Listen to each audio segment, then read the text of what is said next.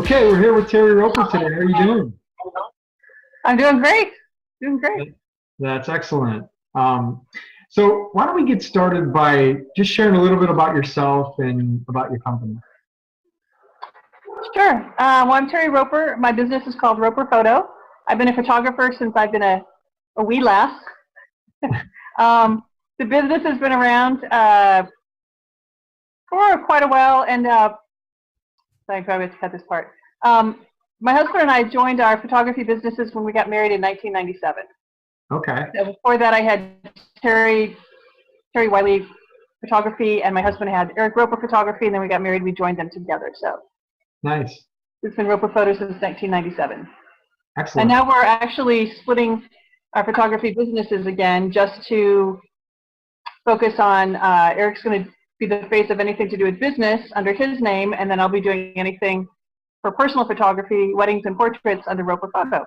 But we still work together. We still do everything together. It's just we do two different faces now. Right. For our business. Okay, excellent. So what made you decide to go into business on your own? Good question. I've always been a photographer since I was a little girl. I was always a photographer. My degree is in photography. I was like in high school, I was a yearbook photographer, high school photographer. And so I never wanted to do anything else. Nice. Except for a brief period where I wanted to be an actress. But then I discovered I'd rather be I'd rather be behind the camera than in front of it. And then there was just nothing else I could do. I just had to own my own business. I've never been one that could go in and punch a clock and be in an office. That's just not me. So Right. I just always wanted to just be a photographer. And then learning the business end of it is definitely, it's a much different thing, much different story. Yeah, I'm sure it is. So, what gets you most excited about what you do? I think the greatest thing about what I do is just all the people I get to meet, all the places I get to go because of what I do. I have my camera is like a pass to go to like really great places and to meet really great people that in my regular life I probably wouldn't be able to have access to. So I always call I have a backstage pass. I get to go.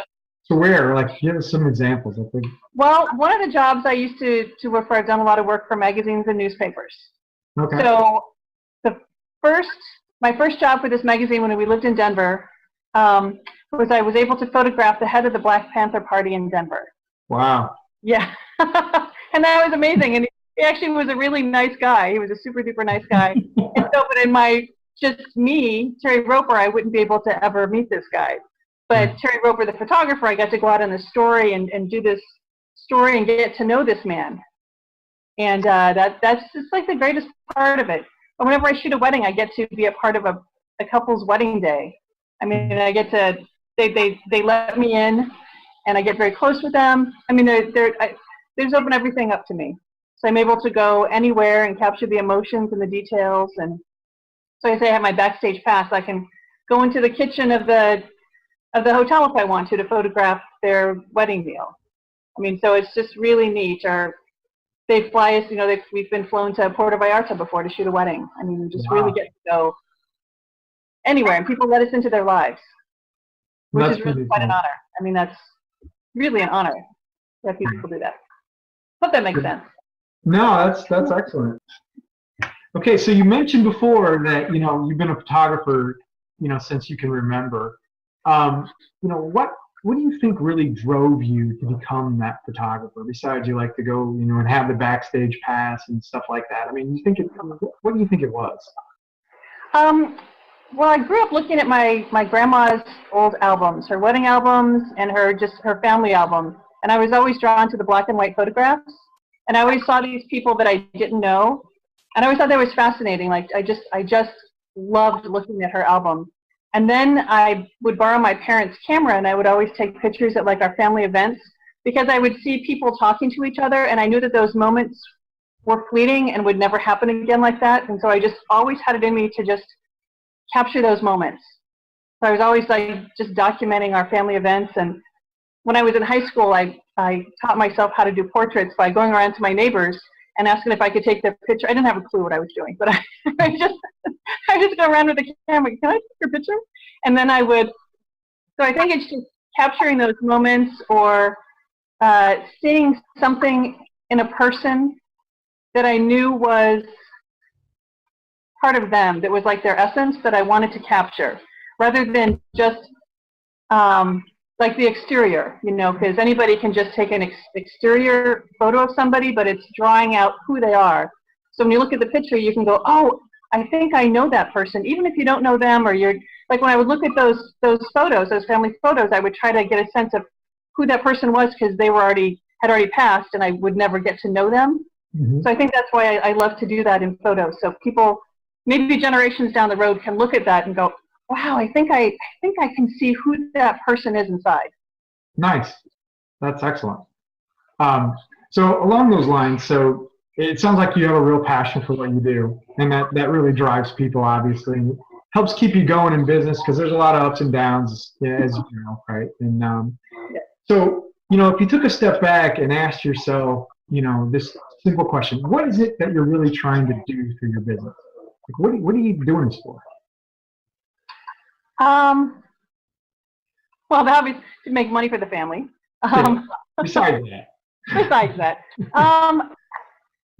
just doing photography. It's for the personal end of it. It's giving people memories. You know, like whether it's photographing their family or whether taking. I mean, we do all types of family portraits. Pregnancy, newborn, I've even done birth, just so people can have those memories. And I think it's to give them something, because, you know, time is fleeting. Anything can happen at the, you know, drop of a hat. And so just to have something. I think for me it's all about memories, just so they can look at something. And I know for me, with my son, I love looking at photos of him when he was younger, because he's now 14. And it just seemed like he was just a baby. And so I experience it from a personal perspective and also as a photographer. I hope that makes sense. No, that makes great sense. Okay. Yeah, it's funny. I mean, especially with kids, they grow up so fast, and you right. You definitely see it through photos and videos and things like that. And to be able to be in that position, to be able to capture those moments, it's got to be special. It is, and same thing for weddings too. I mean, we get to go to a wedding, be a part of the day, and it's very intimate because people let us in. And so we see everything from all the emotions, whether it's, I mean, there's a ton of good emotions, but there's also stress. And so people let us in and feel comfortable enough with us, so we get to see that also and just capture it, so that, again, years down the road, people looking at these images will, or even, you know, the people that can't be there can look at those and go, oh, wow, I feel like I'm there. Like I can look at that and I can see all the fun, and I see, like, Uncle George, oh my gosh, that's his personality. Look what he's doing. He's like crazy on the dance floor. You know, I mean, how awesome is that? Yeah. You know, I mean, it's sometimes you don't even know that person is inside of that body either, I'm sure. So it's like, you know, you see Uncle George come out, and you didn't know Uncle George was Uncle George until capturing that. Exactly. Yes. Yes, absolutely. So you know, it takes a lot to keep that right frame of mind, you know, when you're trying to run a company. And what are some of the things that you do to stay on top of your game? Probably, well, education. You know, just always, for us, I mean, always staying on the top of what's the newest thing out there, so we can stay competitive that way. Okay. Organization, which, you know, is something, it's a daily thing for me. I'm an artist. And just, organization, education, networking. Networking is awesome. Getting out there, meeting people. Cool. Okay, so, you know, how long have you been in business again? How many years? Officially with Eric since 1997, but before that, separately. So since 1997. So pretend that you're sitting across from you back in 1997, and you were able to give you all of this advice and all these learnings and wisdom that you've accumulated over the years. What are some of the things that you tell yourself to kind of help you get off to a better running start? Well, I think I would even go back to when I was in college. Okay. And I would tell myself, why take business class. It's not just about being an artist. Business classes and learning all that stuff that I like thoroughly avoided because I was an artist. That's when you're running a business. You know, when you're working for somebody else doing what I do, that wasn't necessarily as important as your finished product, your photos. Right. Or anyway, when you run your own business, you have to know how to do business. So that's what I would tell myself: take business classes, constantly keep doing it. Okay, that's good advice. It's great advice. So education's important. Obviously, it's much different. You know, when you're a great photographer, it's different to run a photography business. And absolutely. You know, it's just a different element, different skills, different roles. And I think many people don't realize, you know, what comes with that package when you decide to, you know, go into a business that you're really good at, you know? Sure, because it's not necessarily, it's about what you do. I mean, like, I kept hearing, like, you know, it's 10% perspiration and 90% inspiration, and that's what it is. It's actually, like, what you actually do is such a small part as opposed to the business part. And then you have to wear many hats. I would tell myself, you have to just get used to it. You're going to wear many different hats. You're going to learn marketing. You're going to learn how to get out there and network. You're going to do all this other stuff that, you know, it's not just about clicking a shutter or finding the inspiration for a photo. You still have to do that, but right. And you're under timeline. Right. Exactly. Fun stuff. So, you know, so what keeps you going when you don't, you know, when all those things are kind of falling apart? We know it's not perfect. What? Yeah. What keeps you going?